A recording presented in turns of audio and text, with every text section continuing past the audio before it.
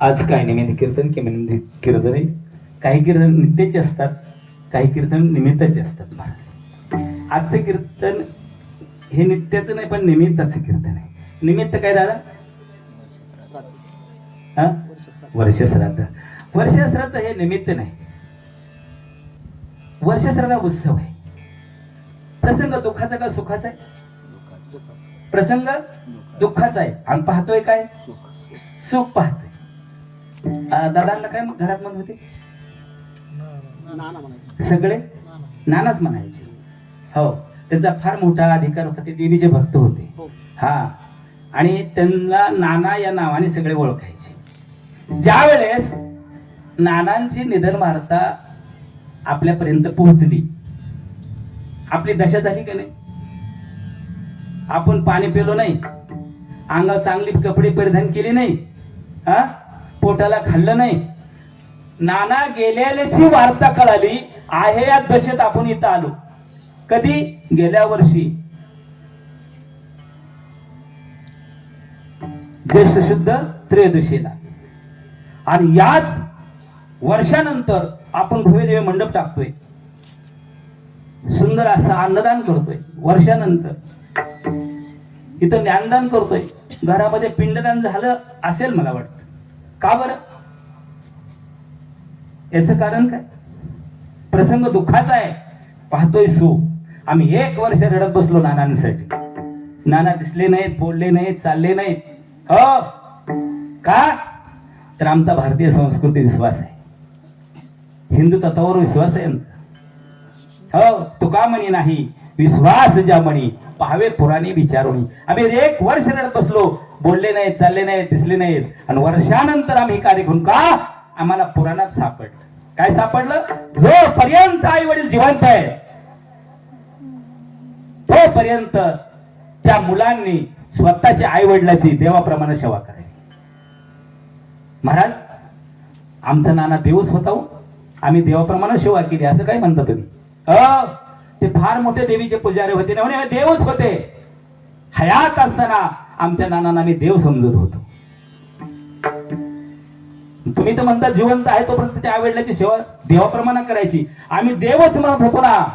पण ऐका, जोपर्यंत जी मुलं स्वतःच्या आईवडिलाला देव समजतात त्याला कुठं सुद्धा जायची गरज नाही. स्वामी काज गुरु भक्ती पितृवचन म्हणे माया बापे अवघी देवाची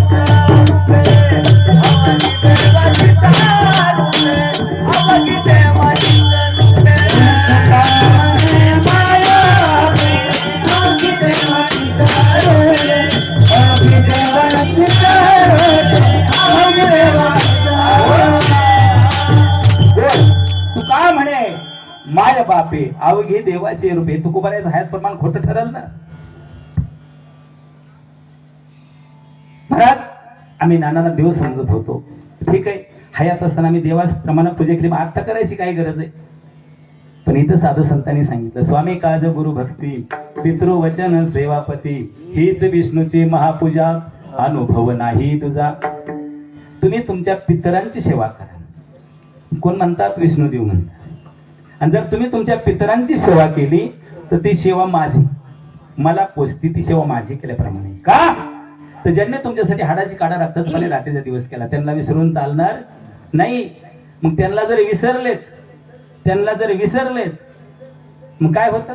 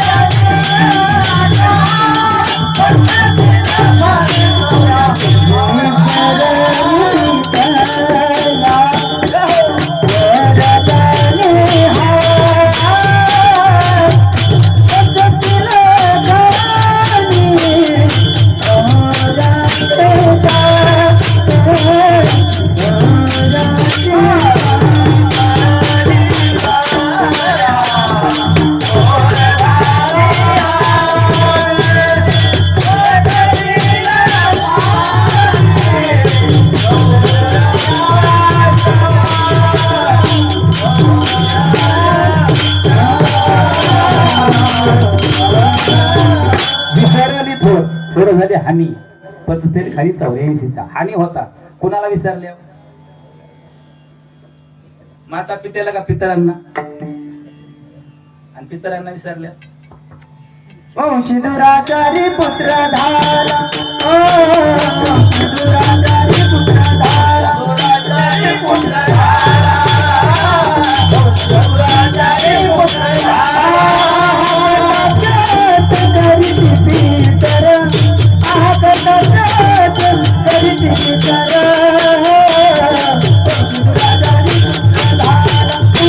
धारा, वंशीधराचारी पुत्र धारा.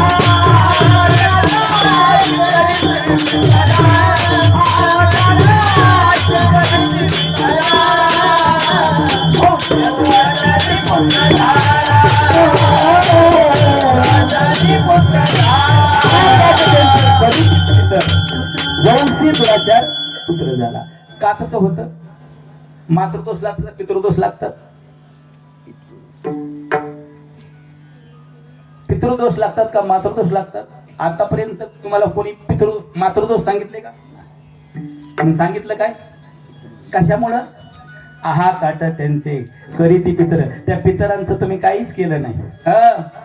मग त्यांचे दोष लागत असतात.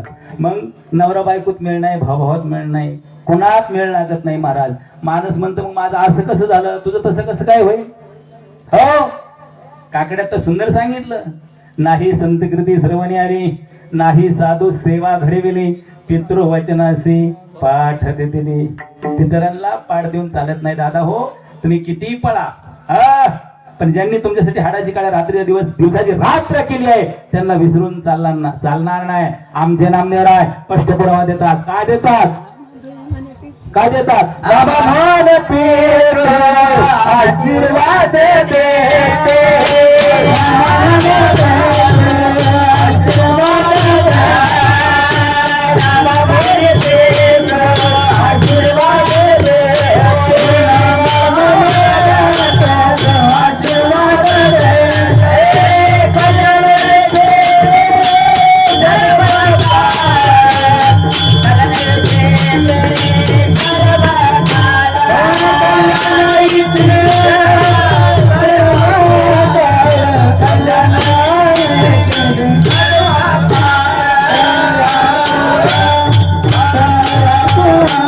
नामामुळे पितृ आशीर्वाद देते, कल्याणी झिते सर्व काळ. पाहता ती वाट स्वर्गीचे पूर्वज, धन्य भक्तराज हो कोणी. धन्य भक्तराज जन्मले त्या वंशी. वंशी सांगितलं बरं का? धन्य भक्तराज जन्मले त्या वंशी, सखल कुळाचे तारी सखल कुळा तारी सखल कुळा तारी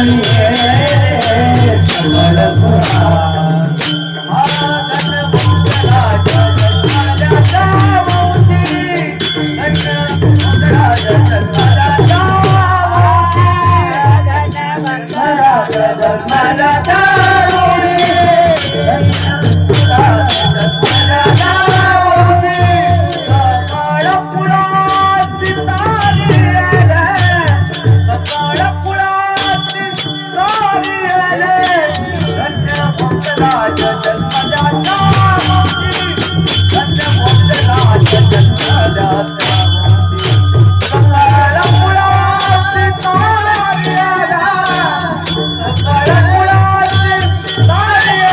कुळा.